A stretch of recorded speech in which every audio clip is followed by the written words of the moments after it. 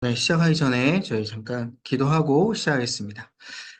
하나님, 감사합니다. 날씨가 추운 가운데 있어서도 주님께서 우리와 이 말씀으로 동행하여 주시고, 이 말씀의 따뜻함과 그 사랑을 깨닫게 하여 주셔서 감사합니다. 그 시작점이 오늘 이 시간 되게 하여 주시고, 또한 끝마치고 나서도 온전히 주님께서 함께 하시는 이 따뜻한 말씀의 은혜들이 계속해서 깊이 퍼져 나아갈 수 있도록 인도하여 주옵소서. 끝마치는 시간까지 함께해 주옵소서. 예수님의 이름으로 간절히 기도합니다. 아멘. 네, 감사합니다.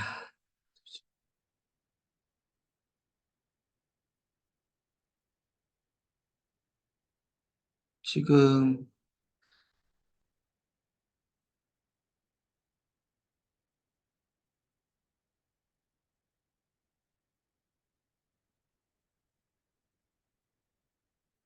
네, 기록이 되고 있군요.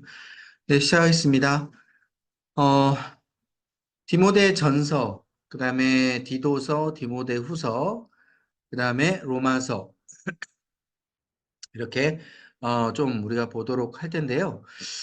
디모데 전서, 그 다음에 후서, 디도서, 이 세 개의 서신을요, 목회 서신이라고 합니다. 목회 서신이라고 한다면 목회자에게 편지를 쓴 것. 그래서 목회자가 그 편지를 보고 이렇게 목회를 해야 되겠구나 라고 알 수 있도록 쓴 게 바로 이제 목회 서신이죠. 그러니까 바울이 누군가에게 누군가 목회자에게 쓴 겁니다. 편지를. 그래서 디모데 전서 후서라고 한다면 바울이 디모데에게 쓴 편지겠죠. 그래서 디모데가 목회를 어디선가 하고 있는데 그곳에서 목회를 잘할 수 있도록 편지를 쓴 겁니다. 디도서도 마찬가지예요. 디도에게 편지를 쓴 거죠, 바울이.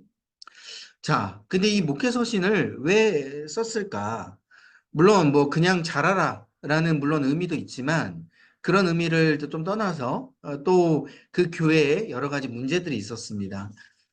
이제 계속 우리가 이제 서신서를 이제 살펴보면 우리가 이제 문제들을 살펴보니까 좀 마음이 좀 무겁긴 한데요. 문제들만 바라보면은 마음이 무거운데 하나님께서 그 문제들 가운데 어떻게 역사하시기를 원하시는지를 우리가 거기서 캐치하고 깨닫게 되면은 우리가 그게 은혜가 되는 것이고 우리에게 그렇게 힘이 됩니다. 그래서 오늘도 이 목회 서신 안에서 하나님께서 어떤 거를 깨닫기를 원하시는지 거기에 좀 초점을 맞춰서 한번 보기를 원하고요. 자, 그럼 우리가 들어가면 아까 말씀드렸듯이 목회자 디모데를 격려하는 편지인데 중요한 건 교회 구성원들의 관계가 삐그덕거렸습니다. 그러니까 교회 구성원들끼리 서로 하나가 되지 않았다라는 것이죠. 그래서 이 하나가 될 수 있도록 바울이 편지를 적은 거예요. 자, 이 디모데전서는 그러면 언제 적었냐면요. 거의 말년에 적었어요. 로마에 갔을 때 복음을 전하다가 옥에 갇히고 그 옥에 갇혔을 때 여러 서신들을 썼는데 그 여러 서신들 조금 쓰고 나서 이제 말년이 됐을 때는 잠깐 풀려났습니다. 잠깐 풀려가지고 이제 사도 바울이 그 가운데 있어서 전도 여행을 조금씩 그 로마 안에서 다니고 복음을 전하기 시작을 한 거죠. 그때 이 디모데에게 편지를 쓴 거예요. 자, 보시면 디모데는 이제 매우 어려운 상황이었는데 왜냐하면 에베소 교회를 목회를 하고 있었어요. 근데 이 에베소 교회는 어떤 교회냐면 바울이 직접 이제 세웠고 이 에베소 교회를 세우고 난 뒤에 한 2년 정도를 목회를 했죠. 그 다음에 떠났어요. 떠나고 날 때 디모데에게 이 에베소를 맡기고 갔습니다. 목회를 해라고. 근데 이제 중요한 건 에베소서 여러분들 이제 기억하시죠? 이 에베소서의 일치와 연합에 대한 주제가 있었습니다. 그 가운데 있어서도 이 에베소라는 도시가 항구 도시이기도 하고 그 가운데 많은 사람들이 모이는 도시이기 때문에 이방인들, 유대인들 그리고 여러 그 미신들을 믿는 사람들 그 사람들이 이제 예수 그리스도라는 이름을 믿기 시작해서 모였는데 그렇게 모이다 보니까 어떻습니까? 일치와 연합이 잘 안 되겠죠. 왜냐하면 유대인들은 계속해서 이방인들을 배척하고 너희들은 율법을 지켜야 된다. 그 율법을 지키면서 구원을 받을 수 있다. 근데 이방인들은 또 어때요? 사도 바울이 가르쳐 준 건 그렇게 율법을 강조하지 않았는데 왜 너희들은 자꾸 율법을 지키라고 하냐. 그러면서 믿음을 강조하게 되고. 그런데 이방인들 중에서도 이 믿음을 너무 강조한 나머지 우리가 저번 시간에도 살펴봤지만 자유와 방종으로 인하여서 계속해서 오히려 율법을 너무 등한시해버리고 하나님을 사랑하는 마음이 없어져 버리고 자기 마음대로 신앙생활하는 모습이 있었다 그랬죠. 그뿐만 아니라 헬라, 로마 이런 여러 가지 이제 미신들 또 이런 것들이 이제 들어오다 보니까 문화들이 들어오다 보니까 하나님을 믿는다고 하지만 제대로 교육받는 게 그렇게 많지 않았기 때문에 예를 들어 우상을 섬기고 나서 먹는 문제라든지 예를 들어 헌금의 문제라든지 이런 여러 가지 또 유일신 사상 이런 여러 가지 부분들이 이제 충돌이 되게 됩니다. 이제 이렇게 여러 가지 문제로 인해서 일치와 연합이 이제 에베소 교회 안에서는 이제 어렵게 된 거죠. 특별히 오늘 이 디모데 전서를 쓸 때는 에베소서에서는 이제 이름을 이야기는 하진 않았어요. 거짓 선지자들에 대한 이야기가 이제 주로 있었지만 이 디모데 전서는 이제 목회자에게 쓴 거기 때문에 디모데에게 쓴 거기 때문에 이 서신을 누구만 봐요?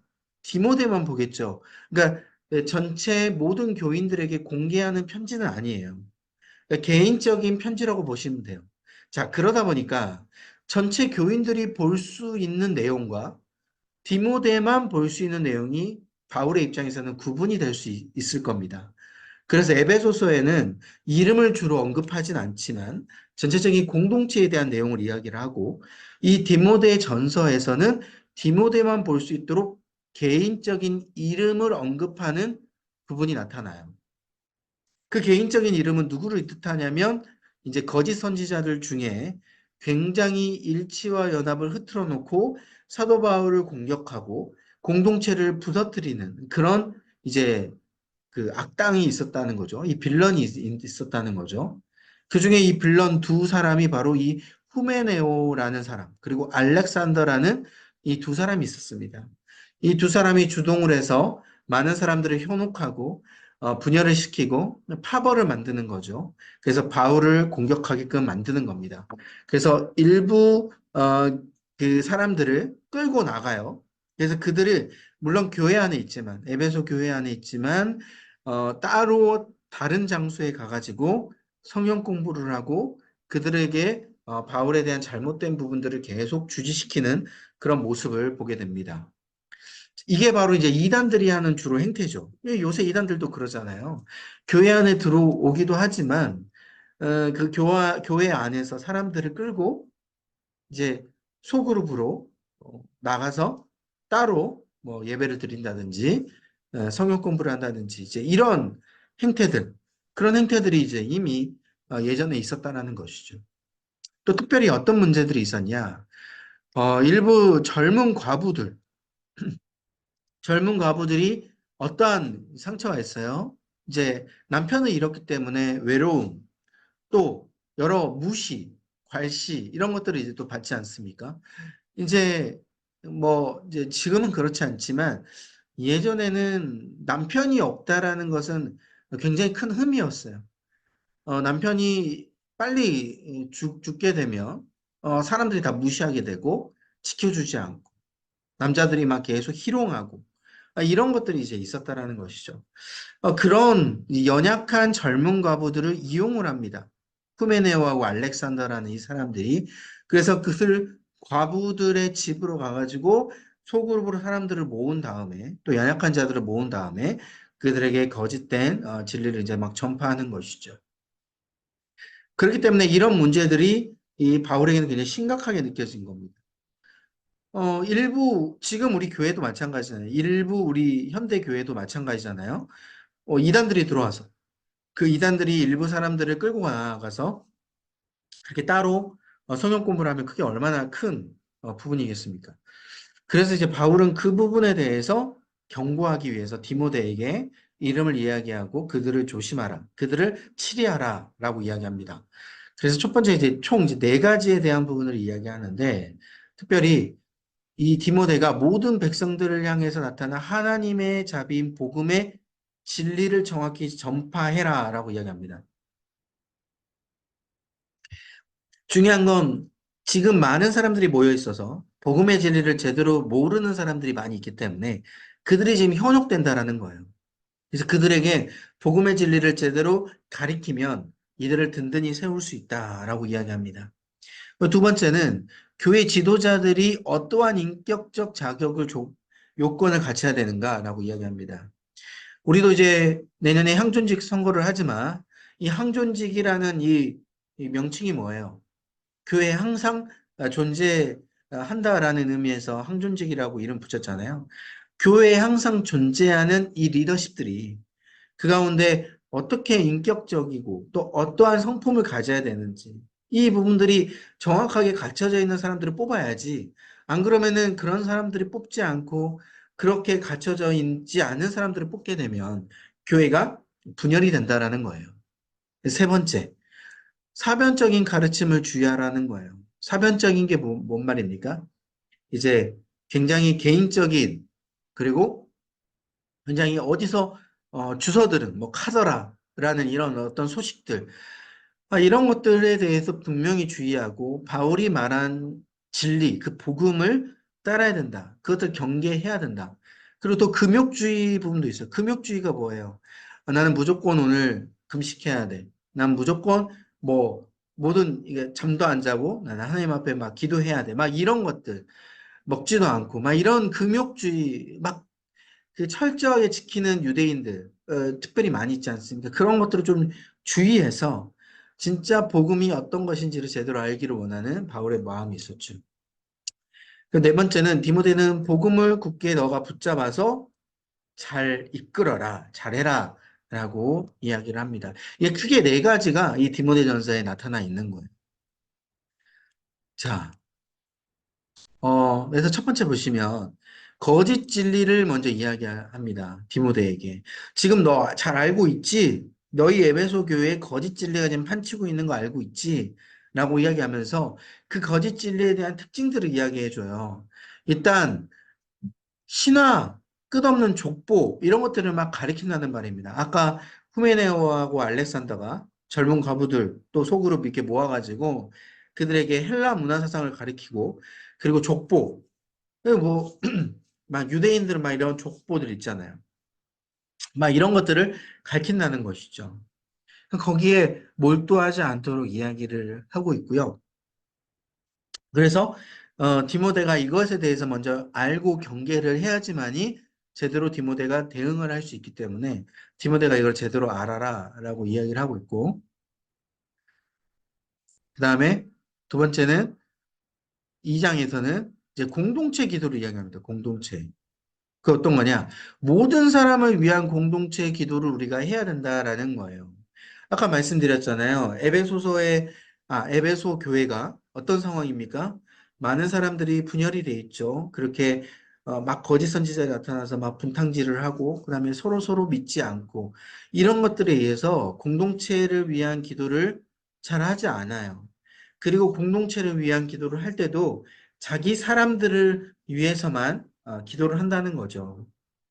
예를 들면 이겁니다. 대표 기도를 할 때 내가 나의 친한 분들을 위해서만 기도를 해주는 거예요. 그 사람들 이름을 넣고. 정말 이거는 해서는 안 될 거잖아요. 그죠?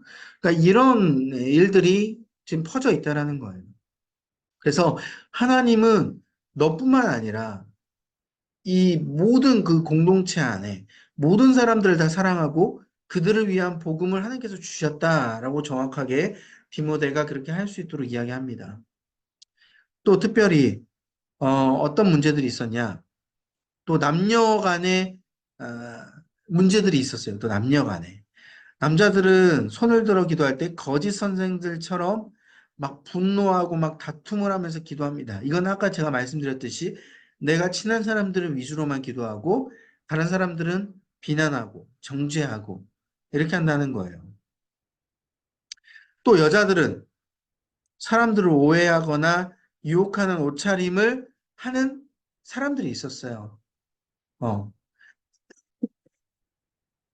성매매를 한다거나, 그런 이제 이방인들이 들어와서 기존에 있었던 습관들을 버리지 못하고 교회에 있는 사람들에게 나름 유혹하는 모습을 보였다라는 것이죠. 그래서 남자는 그렇게 막 서로 분열하고 하고 여자들은 그렇게 남자들을 유혹하는 모습을 또 보이게 되고 남녀 간의 분열뿐만 아니라 이런 덕이 안 되는 모습들이 굉장히 많이 있었다라는 거예요. 특별히 왜 이런 여자들의 옷차림에 대해서 이야기하냐? 젊은 과부들이 아까 말씀드렸듯이 굉장히 신실한 젊은 과부들은 이제 괜찮겠지만 이제 이방인으로서 나중에 이제 예수 그리스도를 믿는 이제 젊은 과부들은 어때요? 이제 굉장히 멸시천대를 받기 때문에 이제 더 이상 멸시천대를 받고 싶지 않은 마음들도 아마 있었을 겁니다. 그러니까 빨리 재혼을 하는 그런 마음의 모습들이 있었다라는 것이죠. 그러다 보니까 남자들을 어떻게 해요? 유혹해야 되는 모습을 하는 그런 젊은 과부들이 있었다라는 거예요. 그러다 보니까 이게 어떻게 변질이 되냐? 후메네아와 알렉산더가 이제 젊은 과부들을 이끌고 서로 성경 공부를 하고 예배를 드릴 때 그 가운데 유혹을 하는 거예요. 사람들끼리 막. 그래서 그 가운데 그 집이 어떻게 되는 겁니까? 거기에 대해서 이제 성매매가 이루어지는 그런 이제 모습들이 이제 펼쳐지게 되는 것이죠. 그러니까 이런 상황까지도 가지 않도록 막게끔 하려고 이제 바울이 이야기를 하는 겁니다. 이제 사이즈가 나오잖아요. 어떻게 지금 진행이 될지가. 굉장히 바울은 걱정을 하고 있는 거죠. 그래서 교회 3장부터 이제 교회 지도자들에 대한 요건을 이야기합니다. 디모데 너 혼자 모든 것을 이끌어가기에는 지금 힘든 거 아니까 교회 지도자들을 잘 세워야 된다. 그래서 보시면 세 부류가 나와요. 감독, 집사, 여자 집사. 자, 특별히 감독이라는 직분이 여러분 지금 좀 생소하시죠? 감독이라는 건 지금으로 따지자면 장로를 뜻합니다. 그래서 장로로서 어떠한 내가 행동을 하고 성품을 가져야 될지를 이야기를 하고 있어요. 여러분들이 디모데전서 3장 1절부터 7절까지 보시면 감독에 대한 이 요건들이 쭉 나오거든요. 보시면 굉장히 그 기준이 높습니다. 내가 그냥 쉽게 지킬 수 있을 만한 그런 요건들이 아니에요. 그리고 이거는 객관적이 아니라 주관적인 기준들이 주로 많이 있죠. 그거는 뭐 집사와 여자 집사도 마찬가지예요. 이 집사는 이제 남자 집사겠죠. 여자 집사도 마찬가지예요. 근데 이 집사들의 기본적인 요건은 감독보다는 좀 적어요. 감독은 15가지, 집사는 8가지, 여자 집사는 4가지 조건 이렇게 조금 분류해서 나누어지고 있죠. 그래서 이 자격 요건을 갖춘 사람이 하나님 앞에 쓰임 받고 그 가운데 교회를 잘 이끌어갈 수 있는 리더로 서야 된다라고 이야기합니다.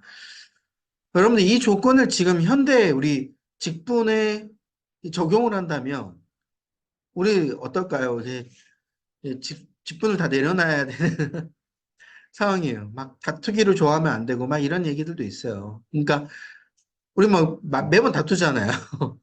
그러니까 이런 그 성품들에 의해서 예전에는 리더들을 잘 세워야 되고 그만큼 이제 이거는 이 당시에 교회들이 어려웠기 때문에 그리고 분열될 수 있는 지금 상황이기 때문에 이렇게 좀 엄격한 기준을 적용을 했다라고 보시면 될 것 같아요. 그래서 우리가 이걸 보면서 우리도 이렇게 우리 직분에 대해서 가벼이 생각하면 안 되겠구나. 우리가 제대로 우리 직분을 잘 감당해야 되겠구나라고 우리가 좀 생각하면서 좀 결심을 해야 됩니다. 그래서 3장 14절에 보면 편지의 목적이 있어요. 목적은 지금 영지주의, 금욕주의 이런 사람들이 또 나타났다라는 거예요. 중요한 건 후메네오 알렉산더 외에도 영지주의를 뜻하는 사람들. 영지주의가 뭐냐면 부활은 없다. 그리고 영으로만 내가 하나님 앞에 갈 수 있다라고 말하는 사람이에요. 아까 말한 그 부활은 이제 육적 부활인 거죠. 그러니까 영만 부활해가지고 하나님한테 간다. 그러니까 영만 중요하다라고 생각하는 게 영지주의예요. 금욕주의는 뭐예요? 아까 말씀드렸듯이 뭐 금식해야 되고 무조건 내 욕구를 다 죽여가면서 하나님 앞에 나아가는 이런 강조하는 사람들 때문에 특별히 이제 이 사람들은 이제 유대인들이 많겠죠. 그래서 이 사람들이 계속해서 현혹하는 거예요. 너희도 하나님 앞에 구원받으려면 이걸 해야 돼. 저거 해야 돼. 그러니까 이게 진짜 믿음이 아니다라는 것을 디모데가 정확하게 깨닫고 그걸 너가 정확하게 알려야 된다라고 이야기하는 거고요. 다음 4장부터는 목회자가 잘해야 된다라고 이야기합니다. 여러분, 목회자로서 우리가 진리를 붙들고 경건에 이르도록 힘쓰는 건 너무 당연하죠. 그런데 진리를 붙잡고 경건에 힘써야 되는데 이게 쉽습니까? 어렵죠. 이건 목회자뿐만 아니라 우리가 다 어려운데 중요한 건 이 어려울 때 우리가 포기하면 안 된다라는 거예요. 중요한 건 여기 끝에 있어요. 연단하라라는 게 너무 중요해요. 연단하라. 지금 디모데에게 연단하라는 거예요. 왜? 에베소 교회가 분열되고 그 가운데 서로 막 공격하고 디모데 가운데도 막 공격할 수 있으니까. 그래서 연단해야 된다라는 거예요. 특별히 디모데가 젊었습니다. 여러분 젊은 우리 우리 목사님들 뭐 저도 젊지만 여러분 우리가 그 젊은 목사님들을 볼 때에 젊으니까 약간 보기에 그럴 수 있잖아요. 뭐 다 그럴 수 있습니다. 이해합니다. 근데 그 젊은 목사님들을 봤을 때 실제적으로 나이가 젊다라고 우리가 무시하면 안 되겠죠. 나이가 젊어서 무시하는 게 아니라 목회자이기 때문에 하나님께서 기름 부으신 게 분명히 있으시고 그 가운데 하나님의 종으로서 하나님의 뜻대로 행해야 될 의무가 또 목회자에겐 있는 거예요. 그러다 보니까 어떻게 우리가 생각해야 되냐면 뭐 물론 뭐 이상한 목회자들 또 그 가운데 내가 하나님의 기름 부으심을 받았다. 그름을 통하여서 내가 하나님 앞에 잘 해야 되는데 하지 못하는 목회자들을 봤을 때는 그 가운데는 이제 무시해도 돼요. 그런데 그게 아니라 단순히 연소함으로 인하여서 무시했다라는 거는 그건 우리가 잘못한 것이죠. 그래서 디모데에게 이야기합니다. 너 사랑의 말, 하나님의 은혜되는 말로 해라. 행실, 하나님께서 원하시는 행동, 사랑, 믿음, 정절. 이게 뭐예요? 다 갖춰야 될 목회자의 덕목이에요. 그러니까 목회자들이 이걸 보고 바뀌어야 되겠죠. 말, 행실, 사랑, 믿음, 정절. 이것에 있어서 다른 성도들에게 본이 되어야지 너가 업신여기지 아니하고 강하지 아니하고 너가 존경을 받을 수 있다라는 거예요. 그리고 말씀을 읽는 것, 말씀을 권하고 가르치는 것에 힘써라 라고 이야기합니다. 목회자들은요, 무조건 말씀을 가르쳐야 돼요. 그 말씀의 은혜를 끼쳐야 돼요. 그래서 그 말씀의 은혜가 성도들에게 갈 수 있도록 이야기해야 되는 것이죠. 그래서 여러분들 지금 이 시간 너무 잘 오신 겁니다. 자, 그 다음에 5장. 늙은이, 젊은이, 늙은 여자, 젊은 여자, 참 과부. 이렇게 성도들의 나이대에 구분해서 특정 나이대가 어떻게 해야 되는지, 이들을 어떻게 대해야 되는지를 정확하게 이야기를 해주고 있어요. 늙은이에게는 어떻게 사랑으로 대해야 되고, 젊은이는 또 어떻게 대해야 되고, 늙은 여자. 늙은 여자라고 하니까 좀 기분 나쁘실 수 있지만, 여기서 이제 권사님을 이야기합니다. 또 젊은 여자, 청장년 자매, 또 여자 집사님들, 그리고 과부, 60세 이상의 과부가 참 과부예요. 일반 젊은 과부가 있고 참 과부가 있어요. 참 과부라는 건 60세 이상으로서 이 참 과부에 대한 충성, 그 믿음, 여기에 대해서 존경을 해야 된다는 것이죠. 아까 말씀드렸듯이 여러분, 젊은 과부들이 어떻게 한다고요? 재혼을 많이 하려고 해요. 외롭고 힘드니까, 무시당하니까. 근데 이 참 과부 이분들은 물론 나중에 남편들을 잃으신 분도 있겠지만 젊은 과부에서 참 과부로 가신 분들도 있지 않겠습니까? 그분들을 존경해야 된다는 거예요. 왜? 그만큼 인내하고 잘 참으셨고 믿음으로 잘 인생을 견뎌 오셨기 때문에 그거에 대한 이 대우, 그거에 대해서 이야기를 하는 것이죠.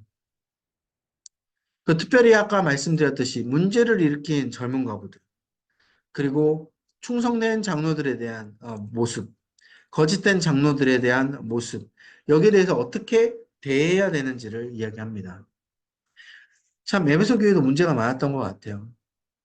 그래서 이들의 이 문제들을 일으켰던 이 사람들은 기본적인 사랑으로 대하지만 교리의 입장에서 치리할 건 치리하고 그렇게 해야 된다라고 이야기를 하죠.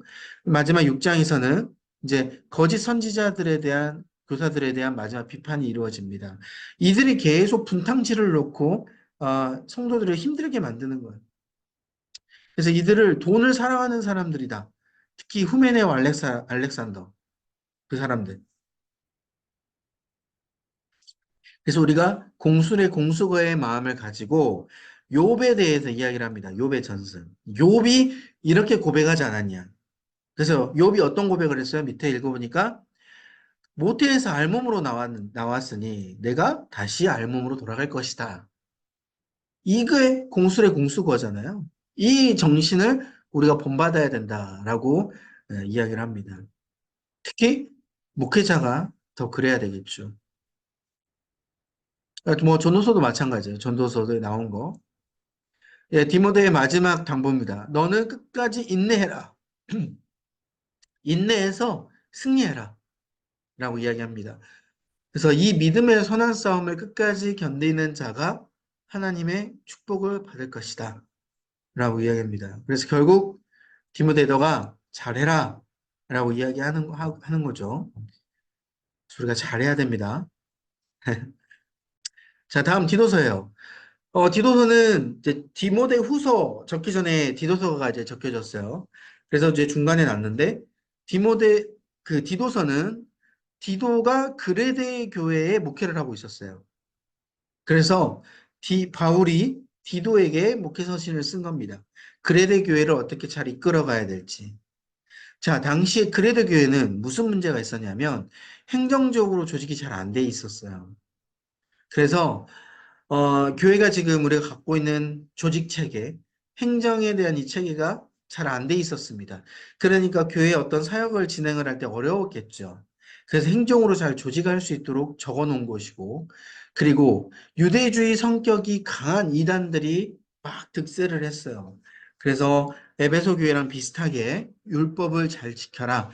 그래서 이렇게 율법에 대해서 강조하는 사람들이 많이 있었다라는 겁니다. 이 두 가지의 큰 문제 때문에 디도서를 쓰게 됐어요. 디도도 많이 어려웠겠죠, 목회하면서. 자, 그래서 배경 및 주목하기를 보시면, 어, 바울과 원래 이제 디도가 그레데 섬에서 전도를 했었어요. 근데 전도를 할 때 이제 교회를 이제 세웠습니다. 근데 교회를 할 때 디도만 먼저 남겨두고 바울은 떠났어요. 그레데. 여러분 지도를 보시면 마게도냐 그 지방 그쪽 이제 가기 전에 그레데 섬이라고 이제 밑에 소아시아 지역 밑에 있지 않습니까? 그 그레데 섬을 이야기합니다. 크레페 섬이라고도 한데 아무튼 그 그레데 교회에서 사람들이 이제 모여가지고 교회가 조직이 됐는데 중요한 건 이제 바울이 빨리 떠나다 보니까 행정으로 조직을 못 해놓고 간 거예요. 양육도 못 하고. 그리고 아까 말씀드린 유대주의 성격이 강한 이단들이 가르침이 막 했죠. 그러니까 제대로 양육도 안 됐기 때문에 유대주의 이단들의 그 가르침이 우선적으로 맞다라고 생각할 수밖에 없는 상황. 그래서 바울이 이 디도에게 목회 사역을 지침을 주게 됩니다. 먼저 행정에 대한 부분, 그리고 각 교회 각 층을 어떻게 대해야 될지, 그리고 사회생활을 어떻게 해야 될지, 그리고 하나님의 백성들이 순결함을 지키고 하나님이 주실 복을 영원히 누리는 상속자가 우리가 돼야 된다. 이 목표를 가지고 우리가 하나님 앞에 나아가야 된다라고 이야기합니다. 이게 디도가 가져야 될 마음이었어요. 순결함, 그리고 상속자에 대한 그리고 목표.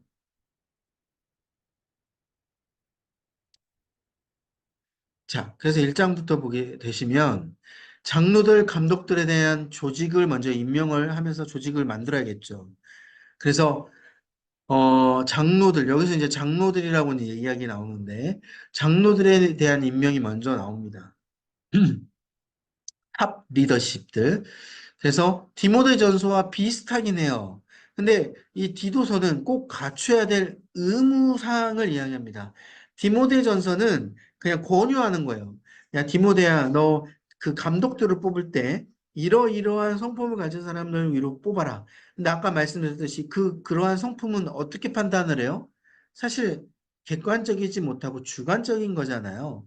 그러니까 이제 그렇게 약간 좀 두루뭉실하게 이야기했는데 디도서는 정확하게 갖춰야 될 의무점에 대해서 이야기합니다. 장로라면 이걸 해야 돼. 장로라면 이렇게 행동해야 돼. 그래서 행동해야 될 의무점들을 정확하게 이야기를 해서 그 행동들을 하는 사람들을 장로를 뽑을 수 있도록 이야기를 하고 있는 것이죠. 그래서 특별히 이 장로가 왜 중요한지, 교회 탑 리더십이 왜 중요한지에 대해서 이야기를 해주고 있고요. 또 특별히 아까 말씀드렸듯이 이 유대인들 중에 율법주의, 그래서 그 율법주의를 굉장히 강조하는 그 유대인들을 어, 이제 생각을 할 때에 이 장로들이 제대로 해야지 이 유대인들이 바뀔 수가 있다라고 이제 생각을 한 거죠. 자, 그리고 이제 그레데 교회 안에 보면요. 이 그레데 교인들은요, 기본적인 성품이 어떤 성품이냐면, 게을러요. 일을 잘 안 해요. 그리고 받으려고만 합니다. 뭔가 베풀려고 하지 않아요. 그래서 바울이 너무 신랄하게 비판을 해요. 야, 그레데 교인들이 악한 짐승이고 게으름뱅이들이다. 라고 이야기합니다. 그래서 이 받으려고만 하고 게으름뱅이들이니까 오히려 이제 이런 상황을 너가 바꾸어야 된다. 이들을 정확하게 훈련을 시켜야 된다라고 이야기하고 있고 또 그중에 유대인의 허탄한 이야기를 믿고 진리를 배반하는 사람들이 있다. 그래서 그들을 너가 잘 돌이켜라. 또 행위로 믿음을 보이지 않는 자들. 그러니까 아까 장로가 행위를 해야 된다고 했죠. 그런 사람들이 먼저 탑 리더십으로 세워야 되고 그들이 아닌 사람들, 그들 때문에 이제 교회가 계속해서 분열되고 있다. 망해가고 있다. 그래서 그들을 잘 경계해라라고 이야기해 줍니다. 여러분 그래서 이걸 보면요. 우리가 진짜 주변의 영향력을 이제 많이 끼칠 수밖에 없어요. 우리가 리더십으로서 섰을 때 그 리더십이 주변에 있는 성도들에게 어떻게 영향을 끼치는지 우리가 알고 행동을 해야 돼요. 그냥 쉽게 행동하는 게 아니라 나는 그냥 교회 일원이다라고 생각하는 게 아니라 나는 교회 리더이고 그 가운데 나로 인하여서 주변에 있는 사람들이 어떻게 영향을 받는지를 우리가 생각하면서 행동을 해야 된다라는 것이죠. 그래서 그레네 교인들이 이렇게 영향력이 너무 있다 보니까 다 게으르고 이런 문화들이 다 퍼져 있는 거예요. 자, 그다음 이제 2장인데요. 이제 2장은 다양한 이제 사람들, 사회적 집단들이 많이 있잖아요. 늙은 남자들, 여자들, 또 종. 이렇게 젊고 늙고 또 종까지 좀 다섯 집단을 선정을 합니다. 그래서 이 다섯 집단에게 어떻게 너가 교육하고 훈련을 해야 될지에 대해서 이야기를 하고 있는 것이죠. 그래서 여러분 이런 이제 바울이 뭐 디모데전서도 마찬가지고 우리가 이제 있잖아요. 뭐 권사님들도 있고 집사님들도 있고 또 연세가 있으신 분들도 있고 연세가 조금 어리신 분들도 있고 이런 분들에게 각자 우리에게 맡겨진 역할과 성품이 있다라는 거예요. 그래서 여러분 이걸 읽다 보면요. 우리가 지금 이때 내가 이렇게 행동하고 이런 성품으로 내가 나아가야 되겠구나 라고 우리가 생각하고 행동을 해야 된다라는 거예요. 여러분 미리 막 내가 나이도 젊은데 내가 늙은 사람처럼 그렇게 여기 있는 행동을 내가 그대로 따라할 필요는 없다라는 겁니다. 거기에 맞는 선한 행동이 있고 또 그 나이대가 이제 지나가다 보면 또 연세가 들었을 때 나이가 들었을 때는 거기에 맞는 또 행동을 해야 된다라는 것이죠. 그랬을 때 교회가 바로 설 수 있다라는 겁니다. 그래서 3장 1절부터 8절까지는요. 그래서 하나님의 백성들이 세상 속에 어떻게 살아야 되는지를 알려주고 있는 거예요. 우리가 그리스도인으로서 세상에서 또 영향을 끼치지 않습니까? 그 가운데서 경건한 삶을 살아야지 세상 사람들과 같이 그렇게 불경건하게 살면 안 된다라는 거예요. 근데 이것은 나의 노력으로는 안 된다라는 거예요. 삼위일체 하나님이 주신 구원이 있어야지 가능하다라는 거예요. 이게 뭐예요? 구원의 확신이라는 겁니다. 아, 나는 하나님으로부터 구원을 얻었다. 나는 이제 믿음으로 구원을 얻었다. 확신이 든다. 라고 했을 때 우리가 경건한 삶을 살 수 있다는 거예요. 내가 그런 구원의 확신도 없는데, 아, 내가 이제 경건한 삶을 살아야지. 라고 한다면, 여러분들 그 경건한 삶 얼마 못 갑니다. 얼마 못 해요. 그래서 여러분, 우리가 죄를 안 지으려면, 그리고 내가 하나님, 그 가운데 내가 경건한 삶을 살려고 한다면, 우리가 끊임없이 기억해야 될 건 뭐냐면, 내가 누구인지를 기억해야 되는 거예요. 내가 하나님의 구원받은 백성인지를 우리가 기억해야 된다는 겁니다. 여러분 보세요. 내가 하나님의 구원받은 백성임을 기억을 하게 되면, 내가 하나님 앞에 죄송해서 죄를 못 지어요. 근데 순간적으로 죄를 지을 때 어떤 마음인지 아십니까? 하나님의 구원받은 백성임을 내가 순간적으로 잊어버려요. 잊고 살아가는 겁니다. 매 순간순간마다. 그러니까 내가 너무 쉽게 죄를 짓게 되는 거예요. 죄를 짓고 나서 그 다음에 내가 깨닫게 되는 것이죠. 회개를 하게 됩니다. 그죠? 그래서 우리가 그 다음부터는 내가 하나님의 백성이구나. 아, 내가 은혜를 받았구나. 내가 이 죄를 하나님께 용서받았구나. 그래서 다시는 죄 안 지어야지 라고 생각하잖아요. 그렇게 결단을 하지만 그걸 다시 잊어버리니까 다시 죄를 짓게 되고 이게 계속해서 연속선상 가운데 돌아가고 있는 겁니다. 그래서 하나님께서 왜 우리에게 이러한 구원을 주셨냐? 이런 경건한 삶을 살게끔 하셨냐? 결국 우리가 하나님의 그 축복의 상속자가 되길 원한다. 하나님께서 주신 상속자. 여러분, 우리는 상속자입니다. 상속자. 하늘의 축복. 그것을 우리가 받을 수 있는 상속자예요. 지금 이 땅 가운데 누릴 수 있다라는 겁니다. 그러니까 하나님 앞에 경건한 삶을 살다 보면. 자, 그리고 3장 9절부터 보게 되면 어리석은 변론, 족보 이야기, 분쟁과 율법에 대한 다툼, 이러한 것을 이야기하는 많은 사람들이 있었어요. 그러니까 이제 헷갈리기 시작한 겁니다. 바울이 전한 복음과 이런 어리석은 변론, 족보에 대한 부분에 있어서. 그래서 이런 것들을 우리가 조심하고 피해야 된다. 이들은 스스로 죄를 짓는 자들이다. 라고 이들에게 대한 이제 경계를 이야기를 하고 있고요. 그래서 마지막으로 좋은 일을 행하게끔 하라. 교인들이 서로서로. 디모데 너가 그렇게 해야 될 목회 방침이다. 라고 이야기하고 끝을 맺게 됩니다.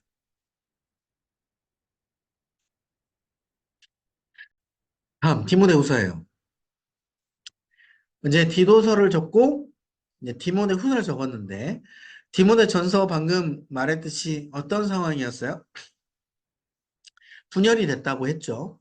디모데 전서에 그 분열 중심에 후메네오하고 알렉산더 이 두 사람이 있었다.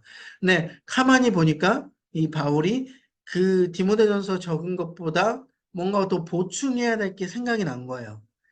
그래서 특별히 이제 디모데 전서를 적을 때는 어떤 그 마음이 있었냐. 밑에 제가 적어놨네요. 유언 같은 마음으로 디모데 후서를 적었어요.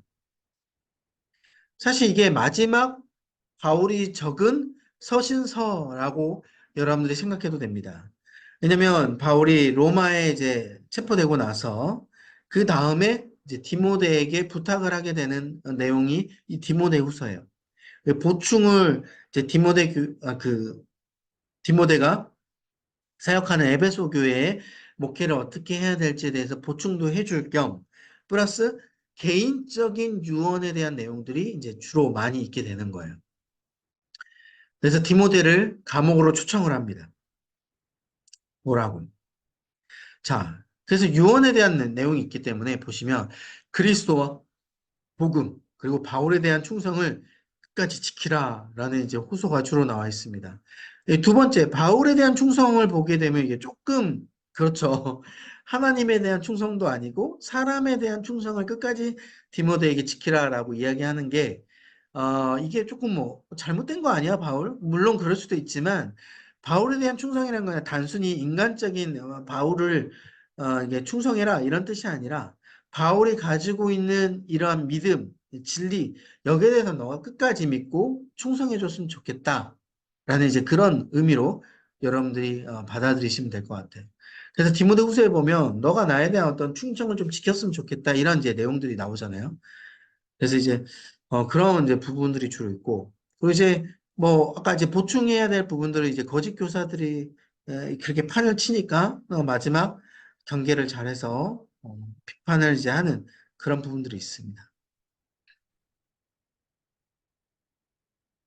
자, 특별히 이제 마지막, 제가 이 부분에 대해서 안 했는데, 말 보시면, 그리스도 소유인 사람들에 대해서 최종적 구원이 분명히 임할 것이다. 라고 이야기해요. 이거는 임박한 종말론이 아니에요. 지금 당장 예수 그리스도가 재림한 게 아니라, 언젠가는 재림할 거니, 그 언젠간 재림할 예수님께서 최종적으로 이렇게 지금 견디고, 인내하고, 믿음을 지키는 사람들에게 구원을 이루어 줄 것이다. 라고 이야기하는 그러한 모습을 너희들이 기대하고 기억했으면 좋겠다라는 거예요. 그래서 주께서는 자기 백성을 아신다. 라고 이야기합니다. 그래서 여러분들 지금 우리가 믿음을 지키고 힘든 것 주님께서 다 알고 계신다. 기억하시면 좋겠고요. 자, 그래서 1장부터 보게 되면 디모데가 이제 힘들잖아요. 후메네오 알렉산더 막 이게 공격을 하니까 바울과 같이 고난에 동참하라고 이야기합니다. 지금 뭐 장난하는 것도 아니고 왜 고난에 동참하라는 걸까? 고난이라는 건 뭐예요? 믿음을 지키는 사람들에게 고난이 오게 돼 있는 거예요. 반대로 믿음을 안 지키게 되면 고난이 올까요? 안 올까요? 믿음을 안 지켰을 때 그 고난은 고난이 아닙니다. 하나님께서 주신 고난이 아니에요. 그거는 그냥 자기가 잘못해가지고 그 가운데 뭐 고난이라고 할 것도 없어요. 그냥 그 가운데 세상 사람들 가운데 이리 치이고 저리 치이는 정도인 거지. 우리가 믿음을 지켰을 때 하나님께서 주신 고난은요, 엄청나게 큰 고난이 찾아오기도 해요.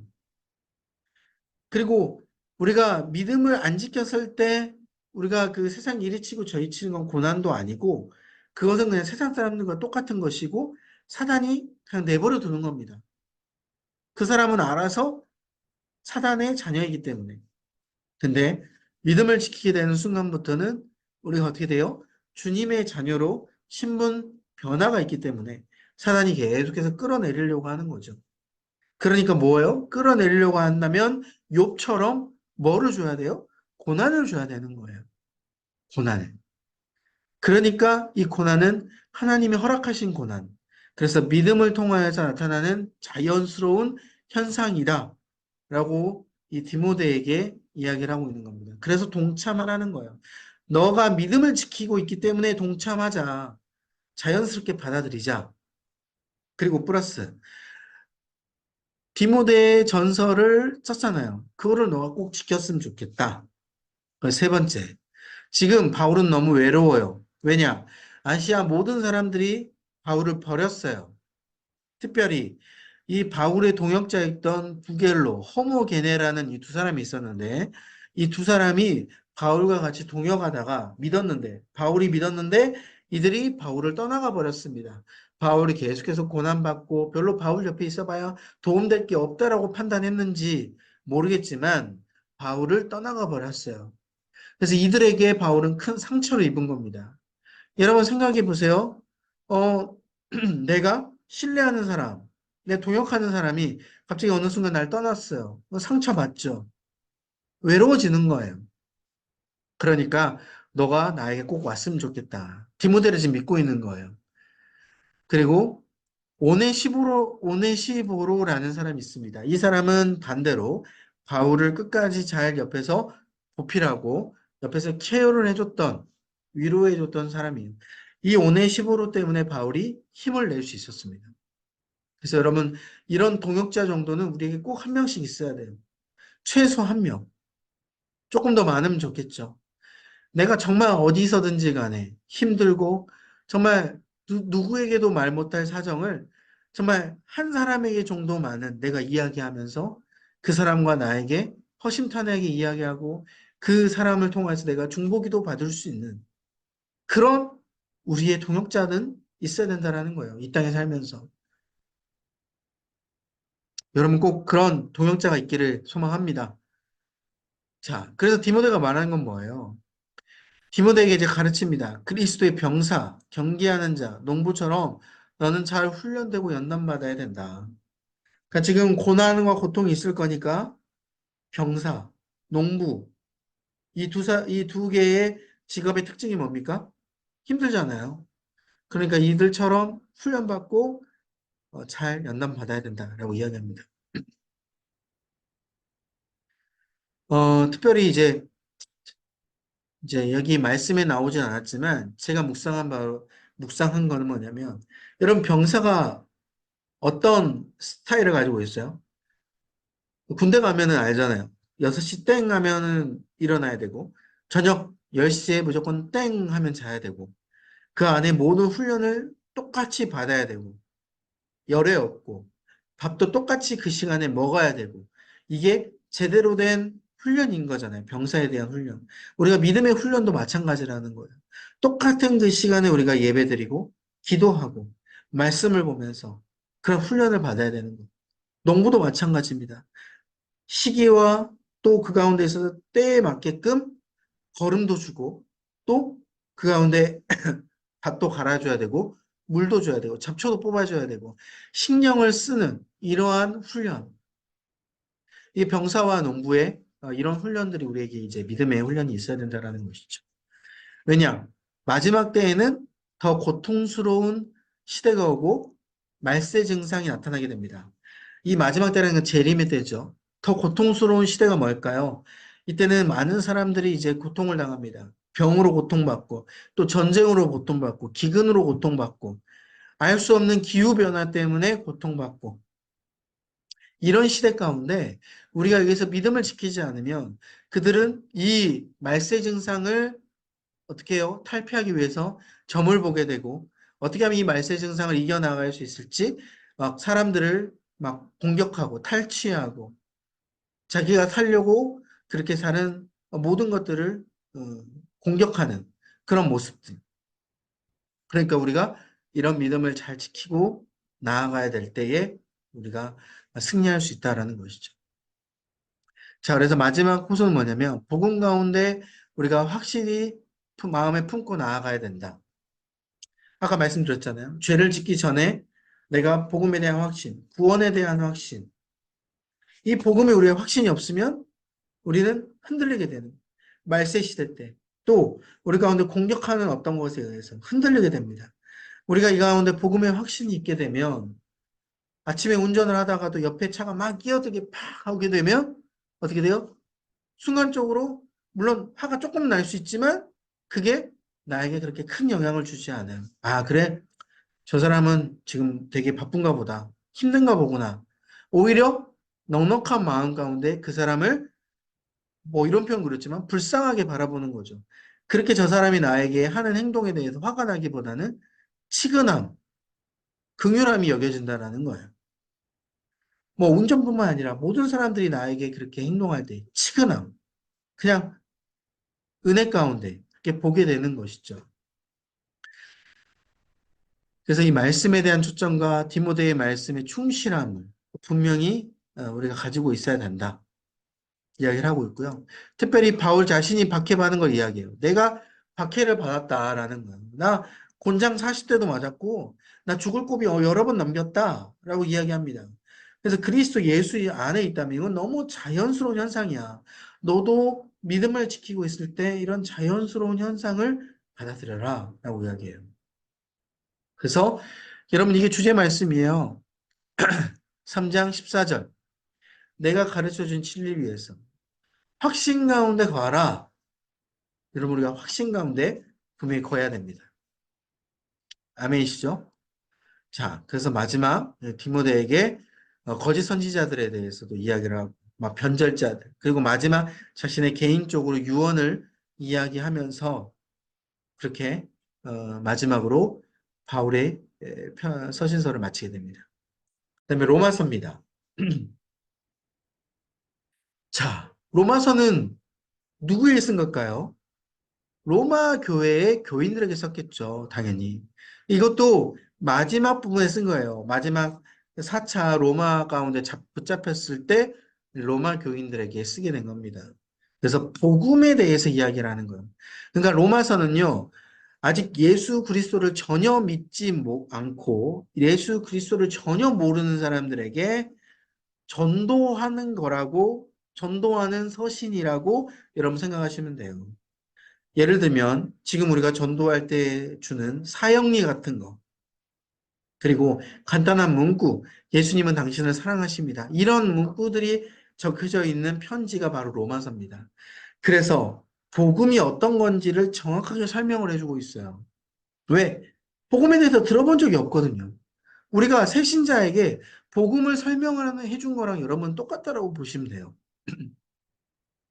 그래서 여러분, 우리가 다시 한번 처음으로 돌아가 보자면, 여러분 우리가 성경 우리가 처음 개관했을 때 여러분 제가 성경에 대해서 이야기를 했죠. 기억나십니까? 우리가 새신자에게 말씀이 어떤 것이다라고 우리가 설명을 한다면 이 말씀을 어떻게 설명해야 될지 말씀드렸죠. 그죠? 여러분 성경을 무슨 내용이에요? 성경이 무슨 내용이라고 한마디로 정의를 하자면 어떻게 하자고 했습니까? 하나님께서 예수 그리스도 이 땅에 보내주셔서 그 예수 그리스도를 통하여서 우리를 구원하신 이야기가 바로 한 줄로 요약할 수 있는 우리 성경의 내용이죠. 그죠? 그리고 그 한 줄을, 한 문장을 또 한 단어로 요약을 해보자면 어떻게 요약을 할까요? 예수 그리스도. 그죠? 그래서 복음이라는 건 예수 그리스도인 거예요. 그죠? 그래서 로마서는 복음을 설명하면서 예수 그리스도에 대해서 정확하게 설명을 합니다. 예수 그리스도가 누구이신지를 설명을 하는 거예요. 그래서 신약 성경의 이사야와 같은 역할을 이 로마서가 하고 있는 거예요. 그 구약 성경의 이사야는 작은 성경책이라고 불리지 않습니까? 복음에 대해서. 로마서도 복음에 대해서 그렇게 이야기해 주고 있는 거예요. 자, 그래서 이거는 이제 디모데 후서보다는 좀 이제 앞선 부분에 이제 쓰여진 거지만, 자, 보시면 로마에 있는 유대인 그리스도인들과 이방인 그리스도인들 사이에 일단 대립이 있었어요. 그 가운데 막 구원에 대한 문제를 가지고 막 대립하고 싸우고 있었습니다. 거기에 새신자들에게 로마 그 교회에 막 몰려들기 시작한 거예요. 자, 그런데 율법에 대해서 막 서로 싸우고 있는데 왜 로마 교회를 세워가지고 그 로마 교회 새신자들에게 복음을 전해야 돼요. 자, 그러니까 이들에게 있어서 새신자들에게 복음을 전하는 거고 또 특별히 분열된 그 상황에서 이방인들과 유대인 그리스도인들 사이에 막 뭐 율법에 대해서 막 분열되고 있으니 이들이 막 서로 따로따로 막 모임을 가지고 있는 겁니다. 그래, 너희들은 너희들이 믿고 있는 것대로 예배드려. 우리들은 우리들이 믿고 있는 것대로 예배드릴게. 그러니까 이게 이제 이런 막 분열이 일어나다 보니까 안 되겠다. 그들에게도 복음을 전할 겸 일단 새신자들이 이 복음을 잘 듣고 제대로 설 수 있도록 내가 이야기를 해줘야겠다라고 이야기합니다. 새신자들이 처음에 와가지고 막 분열되는 모습, 그리고 그 가운데 있어서 이 새신자들이 예수 그리스도가 제대로 모르는 상태에서 그걸 보니까 아마 혼란이 되는 거예요. 네, 정확하게 짚어주기 시작합니다. 그래서 첫 번째는 할례, 안식일 준수, 그리고 음식 관련 율례. 이걸 가지고 막 서로 막 싸우고 있으니까, 야, 이게 다 중요한 게 아니야. 야, 새신자, 너희들은 뭘 알아야 되냐? 바로 하나님의 의를 우리가 얻으려면 믿음이 있어야 돼. 뭐라고요? 하나님의 의는 누구한테 있는 겁니까? 믿음을 가지고 있는 사람에게 하나님의 의가 있다라는 겁니다. 할례를 지킨다고 해서 하나님의 의가 있는 게 아니에요. 안식일을 준수했다고 해서 하나님의 의가 있지 않습니다. 음식 관련 음식을 막 그 함부로 먹지 말라는 거 먹었다고 해서 먹지 않는다고 해서 하나님의 의가 있는 게 아니에요. 그래서 중요한 건 정확하게 로마서 1장 17절, 여러분 우리 주제 말씀이잖아요. 그죠? 그래서 우리가 믿음을 지켜야 된다는 거예요. 그래서 이 율법을 실행함으로써 얻을 수 있는 것인지 아니면 그리스도 예수에 대해서 믿었을 때 우리가 하나님의 의를 얻을 수 있는 건지에 대한 논란을 해결해 주고 있는 겁니다. 그래서 하나님의 의는 오직 예수 그리스도를 믿었을 때. 여기서부터 이제 시작이 되는 거예요. 그래서 주목하기 보시면 이제 구원은 오직 은혜로서 받는 거예요. 그죠? 은혜가 아니면 우리는 하나님을 믿을 수 없어요. 예수 그리스도를 믿을 수 없어요. 여러분 이거 믿으시죠? 내가 예수 그리스도를 믿고 싶어서 믿었다라고 생각하는 사람 없으시죠? 이건 그렇게 생각하면 여러분 큰일 납니다. 오직 우리는 예수 그리스도를 믿을 수 있는 이유도 하나님의 은혜가 있었기 때문에 예수 그리스도를 믿을 수 있었다라는 거예요. 그리고 예수 그리스도에 대한 믿음을 얻었을 때 우리 성령으로 효력이 발휘가 됩니다. 자, 이제 은혜가 주셨어요. 하나님 은혜를 우리가 받았어요.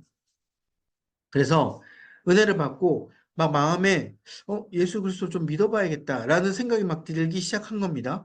그렇게 예수 그리스도 믿어봐야겠다라고 생각을 했을 때 갑자기 우연찮게 전도를 어떤 사람이 했어요. 그래서 그 전도를 받아서 교회로 오게 됩니다.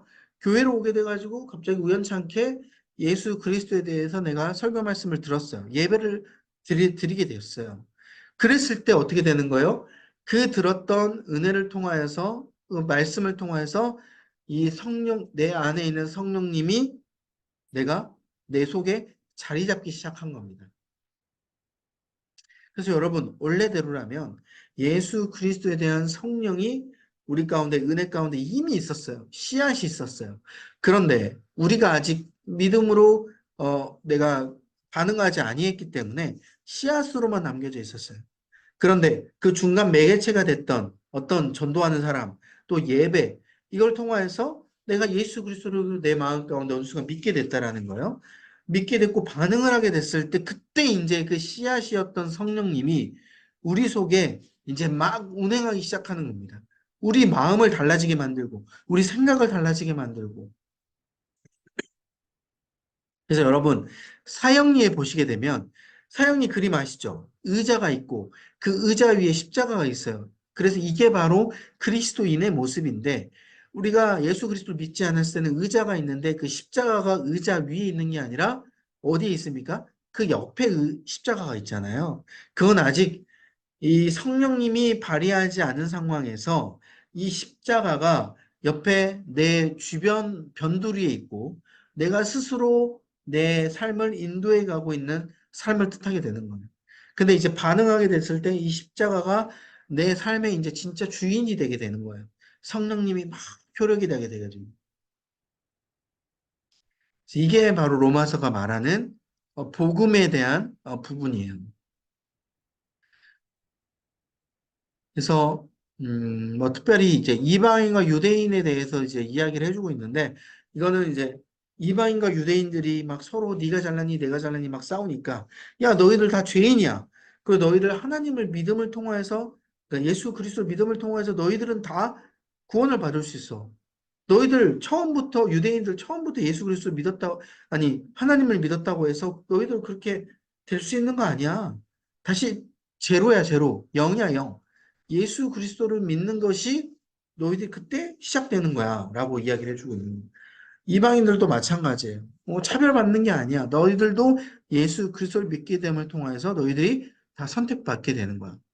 특별히 감람나무에 대해서 이야기해주고 있습니다. 여러분 감람나무의 참 감람나무에 이제 접붙임이 되는 걸 이야기해요. 접붙임. 가지가 접붙임이 되는 거예요. 이방인들이 접붙임이 되는 것이죠. 예수 그리스도라는 참 감람나무에. 그래서 그 가운데 열매를 맺게 되는 거예요. 그런데 원래 있던 가지들, 유대인들이라는 가지들이 서로 난 원래 가지 붙어 있기 때문에 나도 열매 맺을 수 있겠구나라고 그냥 가만히 있고 예수 그리스도 안 믿으면 그 가운데 있어서 끝난다라는 거예요. 그래서 율법만 지키게 되는 유대인들이 그렇게 열매를 맺지 못하는 그런 경고를 하게 되는 것이고, 그래서 중요한 건 예수 그리스도에 대해서 믿음을 근거로 해서 모든 사람들에게 차별 없이 적용된다. 새신자 너희들, 이방인 너희들, 새신자, 너희들 모두 이제부터 영이야. 이제부터 예수 그리스도 믿으면 너희들에게는 하나님의 의가 너희들에게 선물로 오게 돼. 복음을 이야기하고 있는 것이고요.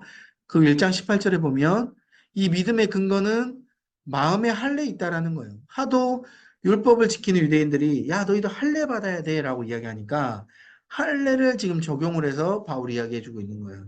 야 진짜 육신의 할례를 받는 게 구원이 아니라 마음의 할례를 받아라. 마음에 가지치기 할 거는 다 가지치기해서 할례를 받아라. 예수 그리스도 외에는 모든 것들을 다 잘라내라. 라고 이야기하는 거죠. 그래서 아브라함에 대해서 이제 예를 듭니다. 유대인들 너희들이 그렇게 믿는 아브라함. 야, 아브라함이 할례를 받아서 하나님의 의를 얻었냐? 아니다라는 거예요. 할례를 받기 전에 이미 예수 그리스도 하나님을 믿었기 때문에 하나님의 의가 있게 됐고 그 하나님의 의가 있고 난 이후에 그 다음에 할례를 받았다. 그러니까 하나님이 명령하신 할례가 구원의 필수 요건이 아니다. 아브라함도 할례 받기 전에 하나님의 의를 얻었다. 그 믿음을 통하여서 너희들이 기억해야 된다. 라고 유대인들에게 경고하게 됩니다. 제대로 알려주게 되는 것이죠.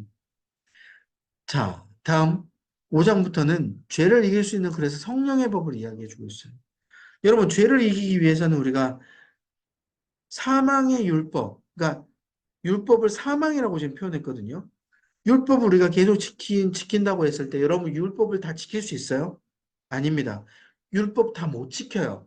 실상적으로 유대인들도 613가지나 되는 율법을 바리새인들은 다 지켰다라고 너무 자랑스럽게 하지만 하나님의 잣대로 봐서는 그 613가지를 다 지키지 못했을 겁니다. 아무튼 율법이라는 건 다 지킬 수 없어요. 인간의 연약함을 통해 다 지키지 못해요. 그러니까 율법을 지키지 못해서 우리는 사망으로 갈 수밖에 없어요. 그런데 이 사망의 율법의 이 법이 중간에 신약으로 오면서 예수 그리스도를 통하여서 우리가 어떻게 돼요? 생명으로 전환될 수 있도록 길이 열려지게 된 겁니다. 율법을 다 못 지키게 되더라도 예수 그리스도를 믿는 믿음을 통하여서 우리는 구원을 얻게 되잖아요. 이게 바로 우리가 믿어야 될 것이라는 거예요. 복음이라는 것이죠. 그래서 새로운 사람들에게, 새신자들에게 이걸 이야기해요. 너가 이제까지 어떠한 삶을 살았는지는 중요하지 않아. 아무리 그렇게 하나님을 잘 믿는 유대인들도 그렇게 율법을 다 못 지키고 또 죽을 수밖에 없는 유대인들이야. 그런데 그 유대인들에게 하나님께서 새로운 길을 열어주게 했어. 그 새로운 길은 예수 그리스도라는 길이야. 그래서 이야기해주고 있는 겁니다.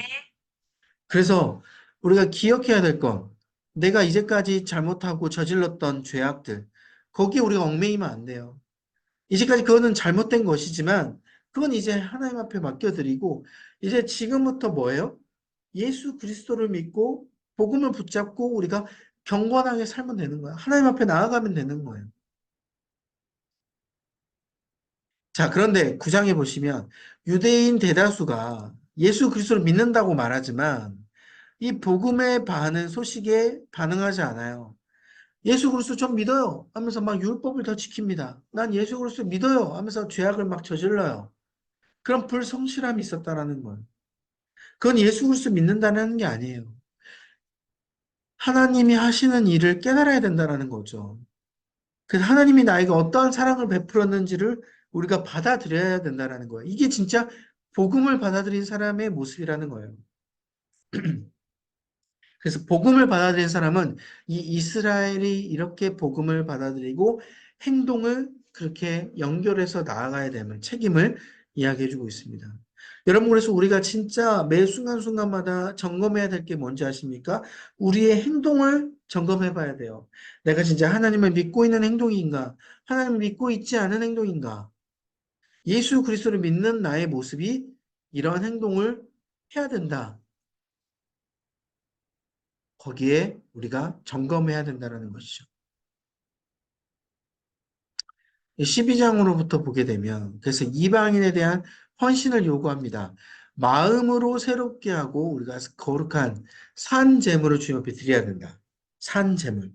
그냥 율법으로서만 양의 피를 뿌려서 제단에 피를 뿌려서 그렇게 양을 제단에 드리는 그 제물 말고 너가 진짜 양이 되어서 너가 진짜 그렇게 죽은 산 제물로 주님 앞에 드려져야 라고 이야기를 해주고 있는 것이죠.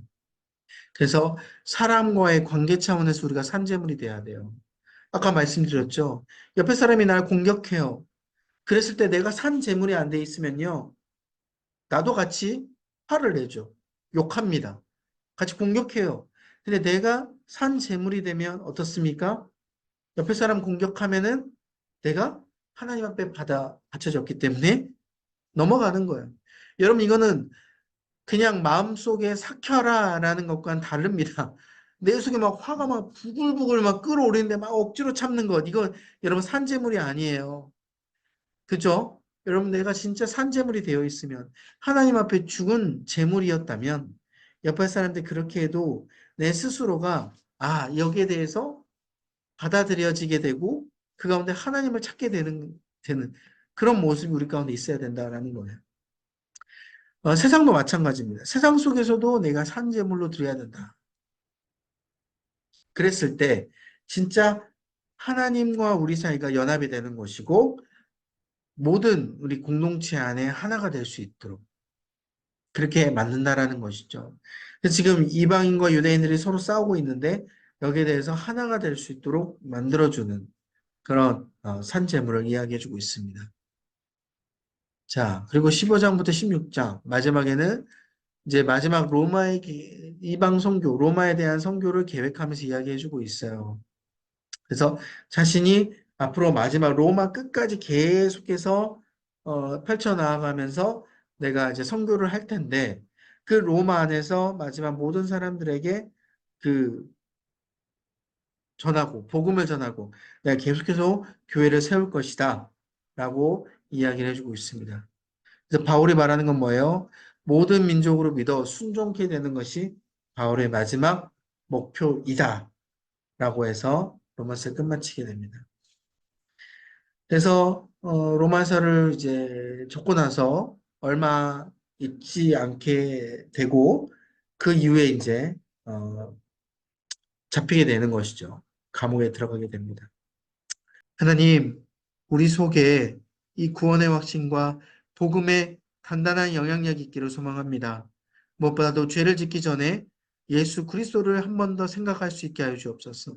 예수 그리스도가 나를 어떻게 구원하셨고 이 복음이 나에게 어떠한 존재인지를 정말 기억하며 우리가 죄를 짓지 않도록 붙들어 주시고 또한 주변에 있는 많은 사람들 또한 공격하는 사람들이 있을 때마다 우리 속에 화가 나지 않도록 붙들어 주시고 예수 그리스도가 나를 위하여서 어떻게 죽으셨는지를 기억하게 해 주시고 예수 그리스도가 나에게 지금 현재 삶에 어떠한 영향력을 펼쳐 주시는지를 기억하며 나아가는 우리의 믿음의 모습 되게 하여 주옵소서. 우리 연약하지만 이렇게 공격당하고 또한 때로는 죄를 짓는 그런 순간들도 있습니다. 그때마다 주님 우리를 더욱더 붙들어 주시고 욥의 고백처럼 공수의 공수고 또한 하나님께서 우리에게 주셨던 그 은혜들을 기억하며 나아가는 믿음의 굳건한 반석 될 수 있도록 인도하여 주옵소서. 디모데와 디도에게 말했던 아버지 그 목회 정말 그 영향력이 우리에게도 우리 리더십에게도 있기를 소망합니다. 정말 한 순간순간 그 성품이 우리에게 더욱더 임하게 하여 주시고 그 성품이 있도록 우리가 스스로 단련하게 하여 주시고 우리가 스스로 연단을 받고 인내하게 하여 주셔서 주님이 오실 그날에 잘하였도다 충성된 종아 우리가 그 칭찬을 받게 해 주시며 하나님께서 베풀어 주실 그 마지막 그 하늘의 그 상속이 우리 가운데 이루어질 수 있도록 임재하시고 역사하여 주옵소서. 이 모든 말씀 믿사오며 예수님의 이름으로 간절히 기도합나이다. 아멘.